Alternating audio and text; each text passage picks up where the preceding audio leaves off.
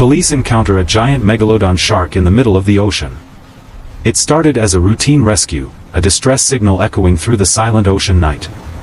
The police marine unit pushed through raging waves, their searchlights slicing across endless darkness. But then, the water moved. Not from wind, not from current, something deeper, heavier. A shadow, longer than their boat, drifted beneath them. The radar froze, the sea went still, and every instinct screamed run. What surfaced next wasn't supposed to exist. A living relic from a forgotten world. The Megalodon. And this rescue mission was about to turn into a fight for survival. The ocean has always been a place of beauty and fear, calm on the surface, but hiding secrets older than mankind. That night, the police marine rescue team wasn't chasing criminals, they were answering a desperate call from a sinking vessel miles off the coast. Their mission was simple: save whoever was left alive. But as they approached the coordinates, strange readings began flashing across their radar. The waves grew restless, the air turned colder, and deep below, something was waiting. A creature long thought extinct, ready to remind the world it still ruled the sea. The discovery. The sea was rough that night, yet the team pressed on. Their vessel, Ocean Guardian, cut through the storm with its searchlights sweeping across black water. Every few seconds, thunder rolled through the sky, followed by the hiss of rain hammering the deck. "Anything on sonar?" Chief Daniels called out over the wind. "Negative," replied Officer Ruiz. "Just wait, hold on. Something big, moving at 30 knots, depth 50 feet. The room fell silent. The screen flickered, a massive shape, bigger than any whale, gliding beneath them. When they arrived at the signal's origin, they found the remains of a fishing boat. Its hull was split open, as if torn apart by something enormous. Steel plates bent inward, bite marks carved deep into the metal. Floating debris surrounded them, broken nets, life vests, and a radio still crackling faintly with static. "Where's the crew?" someone whispered. A lifebuoy bobbed in the water, stained with something dark.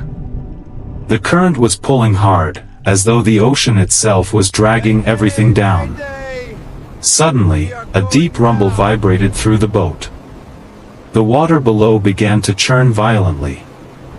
Officer Ruiz leaned over the rail, shining his light down, and froze.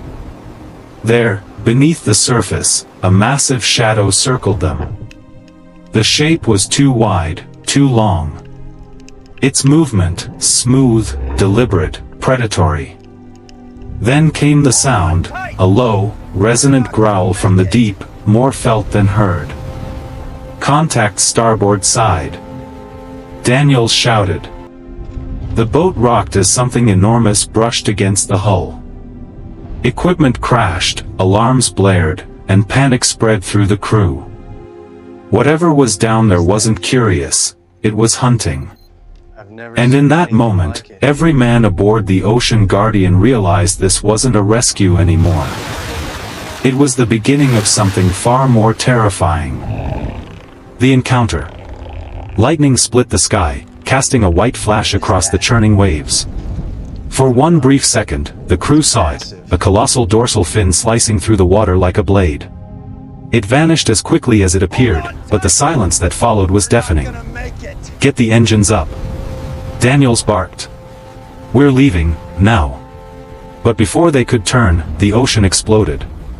A wall of water surged upward as a massive jaw burst from the deep, rows of teeth the size of human arms glinting under the lightning.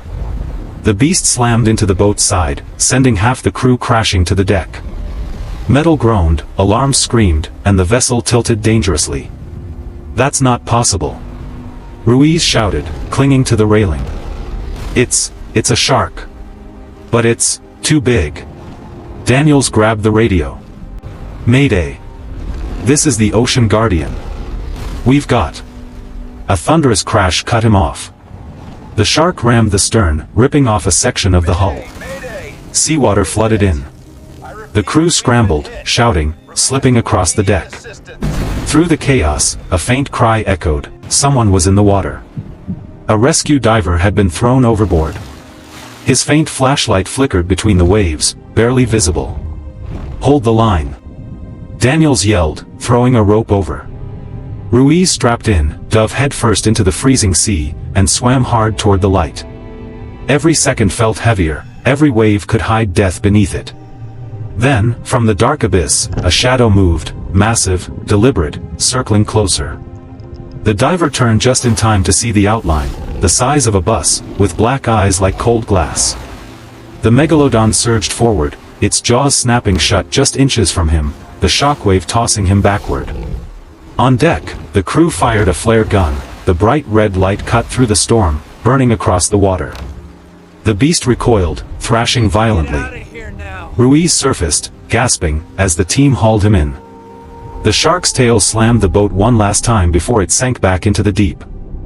The sea grew quiet again. Only the rain and the sound of the broken engine remained. The creature was gone, but its presence lingered, heavy and ancient, beneath the waves. And every man aboard knew one truth. They hadn't survived a rescue mission. They had survived an encounter with a living fossil. The realization. Dawn came slowly, bleeding pale gold across the restless sea. The storm had passed, but the crew of the Ocean Guardian stood silent, drenched, staring into the horizon. None of them spoke for a long time. Ruiz sat near the railing, trembling hands wrapped around a thermal blanket. "That thing, it looked at me," he whispered. "Like it knew what I was." Chief Daniels didn't answer. He was watching the sonar replay, the one recorded moments before the attack. The screen showed a single moving shape, almost the length of a passenger jet, circling their coordinates before vanishing into the ocean floor. In the aftermath, they collected what little evidence they could, a fragment of a tooth embedded in the hull, massive, serrated, fossilized black. It didn't make sense. Teeth like that belonged in museums, millions of years old. The radio crackled to life. "Ocean Guardian, this is Coastal Command. Do you copy?" Daniels hesitated before replying. "We copy. We've encountered something. Send immediate recovery." On the other end, silence. Then, "Repeat, Commander. Did you say, encountered?" He looked at his crew, exhausted, pale, haunted, and finally said, "Yes. And it's still out there." As the rescue helicopters approached, the sea began to calm, but none of them could shake the feeling that something beneath was watching. Somewhere in the deep, a shadow moved once more, slow, deliberate, eternal. Closing message. Hours later, the Ocean Guardian was towed back to shore, its hull torn, its crew shaken, its story unbelievable.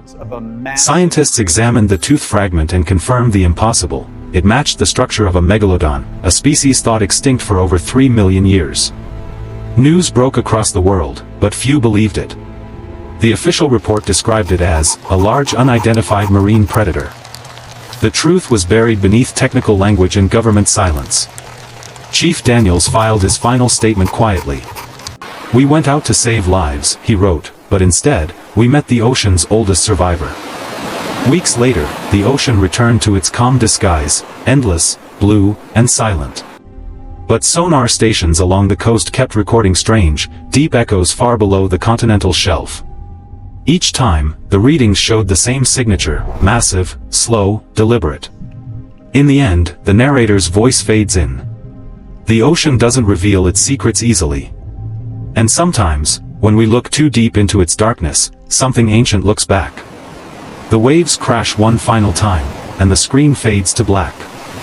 Animal rescue stories, the Megalodon encounter, based on true events.